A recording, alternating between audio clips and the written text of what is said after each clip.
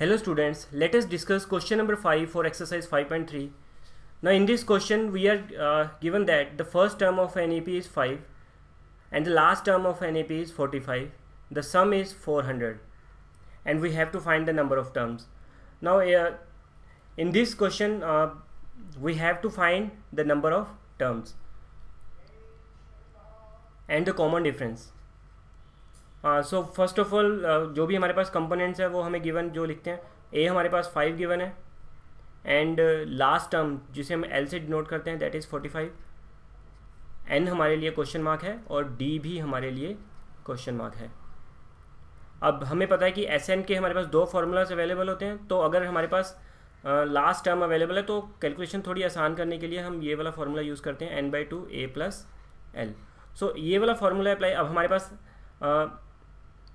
SN S45 हमारे पास given है that is SN is given as 400. SN is given as 400.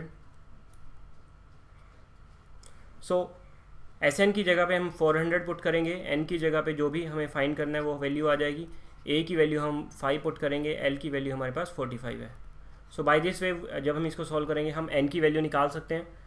सो उसके बाद हमें ये बताया कि गया है कि 45th टर्म है, लास्ट टर्म है जो हमारी 45 है. Sorry the last term is 400. Okay let us do one thing. पहले हम यहाँ तक इस क्वेश्चन को समझते हैं, उसके बाद जो भी आगे करना है उसको आगे समझेंगे.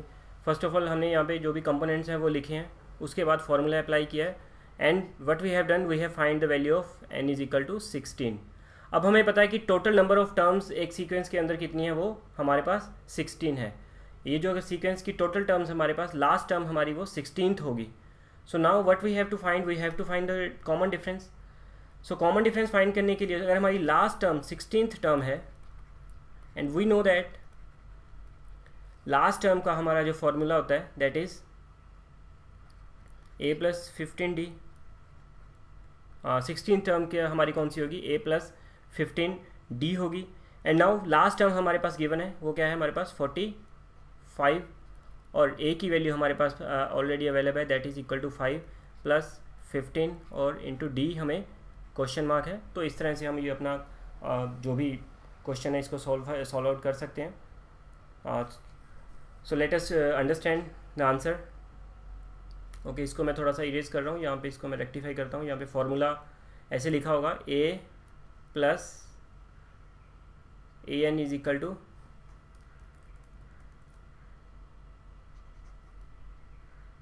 a + n-1 into d.